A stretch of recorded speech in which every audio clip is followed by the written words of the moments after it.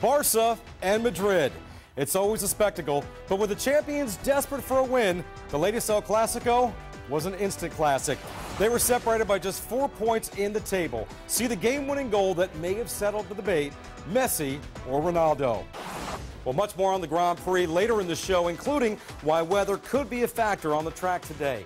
Also, the compelling story of an Olympian who just could not stay away. What tempted Janet Evans to come out of retirement? And hear what this baseballer did that is rarely ever done in the sport. Stay with us. World Sport continues in 90 seconds. All right, so by now you may be asking yourself, what exactly is this International Agribusiness Conference and Expo, and how does it affect me? Well, truth be told, the discussions at this year's conference not only affect you and your family, but people worldwide. World Sport continues. In 2005, White Sox pitcher Philip Humber received the worst news of his young career.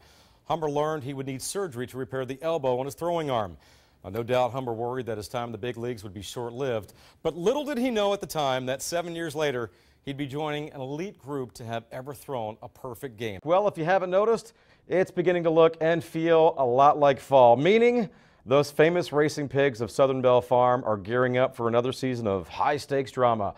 However, training these pigs isn't easy as one might think. Recently, I sat down with Southern Belle owner Jay Carter to get his take on the many challenges he faces in dealing with these high-maintenance swines. Well, today sees the big race taking center stage in Bahrain. There's no question it's been a tense build-up to it, and now the drivers face another potential distraction coming in the form of sand. Meteorologist Pedram Javaheri is at the International Weather Center to tell us more about it. And Pedram, I know on Saturday during qualifying, temperatures were said to be in the neighborhood of 107 degrees Fahrenheit. I believe that's 43 degrees Celsius. Absolutely. So they have the heat to deal with, and now they have another element to deal with. Ray's now with the details. And Ray, this could have been a whole lot worse if it weren't for the safety officials on standby there. You know, Susan, I've been following IndyCar racing for a long time now, and I got to tell you, this is one of the scariest things I've ever seen happen in the series. Simona De Silvestro is a promising young rookie and one of 4 women drivers now taking part in IndyCar racing. And Marsha, what I like about you is you have such versatility when it comes to food. When we were talking about strawberries, I'm like, oh, cool, we're going to make strawberry shortcake. And you said, no, no, no, no. There are so many other uses for strawberries. We've got 3 different uses today. What are we working on here? We're going to do a strawberry vinaigrette. We're going to do a strawberry salsa. Okay. And a more traditional dish, a strawberry cobbler. Okay. Well, you know me, I would immediately go for the strawberry cobbler, the good stuff. Right. But we're going to start with the healthy, the salad stuff. Okay, so let's talk about the vinaigrette. What you see here is the actual trophy from the World Cup. Now, the reason why we're showing you this is because reports out of Colombia say police there confiscated a replica made entirely out of cocaine. It was discovered during a routine security check at the Bogota airport. Evidently, authorities were tipped off by the bad condition of the gold paint. Test results showed the fake trophy was made using 24 pounds of cocaine. And Susan, the actual trophy weighs only 13 pounds and is made entirely of solid 18-karat gold. That stuff doesn't chip. Well, here in Georgia, between the hedges is not only a saying, for some, it's a way of life. Ask any UGA football fan, and they will tell you the famed hedges that adorn the field of Sanford Stadium are sacred and like no others in the country. And while they may respect the hedges and their rich tradition, do the fans actually know the history behind them or the green thumb it takes to maintain them? Well, recently, I traveled to Athens and sat down with the man responsible for taking care of those hedges, Kenny Pauley.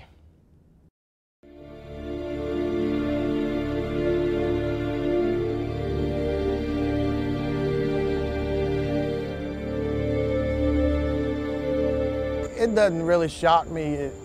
It just shows how dedicated people are to Georgia football. Like Wrigley Field and its ivy, or Fenway Park and the Big Green Monster, Sanford Stadium is notorious for its historic treasure. However, the origins of this cherished relic is technically Georgia's most evasive weed, Privet ligustrum, better known to UGA fans as the hallowed hedges. What really amazes me is to walk around campus and see a shirt that says "Between the Hedges."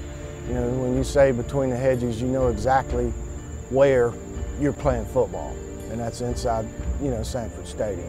With a coverage area of 5,000 square feet, the famed hedges were the creation of former UGA business manager Charlie Martin. As legend has it, Martin was inspired by the rose hedges surrounding the field of the 1926 Rose Bowl.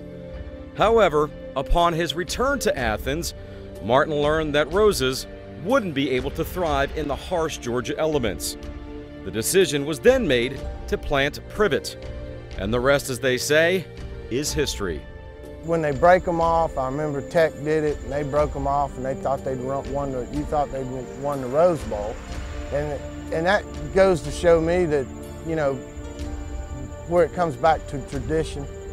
You know, tradition here at Georgia is very good and very strong, and if people want to come and pop a piece of hedge off, and you know, that just goes to show that they want to be here. They want to, you know, they want a piece of that. But not even the most hallowed traditions are immune to change. Over the years, Georgia officials have been forced to remove or replace the hedges for one reason or another. During the 1996 Summer Olympics, Bulldog fans were outraged when the hedges were taken out to make room for soccer matches. This past summer, however, they were a bit more forgiving when a Georgia native electrified Sanford Stadium. It ended up being 20 of them for the Jason Aldean concert, and we replaced those back. They're back over there in the corners. Removing them is something I don't want to do, but in order to host things, then we have to do it. And you know, but that's the good thing about the privet, is it just comes right back. Now, since these hedges are technically in the weed family, they tend to grow on average about 3 feet per year, which means a lot of upkeep. However, not just anyone can touch these hedges. Nope, that's a special skill and a special honor. Jesse Ledford is a recent UGA grad and one of only a handful of people charged with the weekly task of keeping the hedges sharply groomed. It's a position he's held for over 4 years. Still, Jesse says every time he picks up the clippers, his attention to detail has to be at its finest.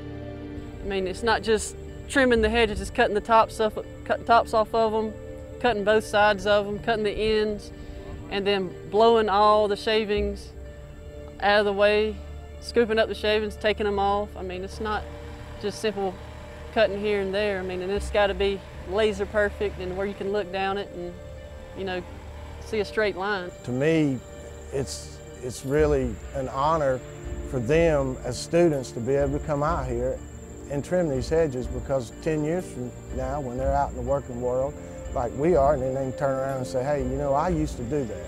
You know, once we get the hedges looking as well as they do now, it's basically keep them up, keep them trimmed, and then let everything else fall into place.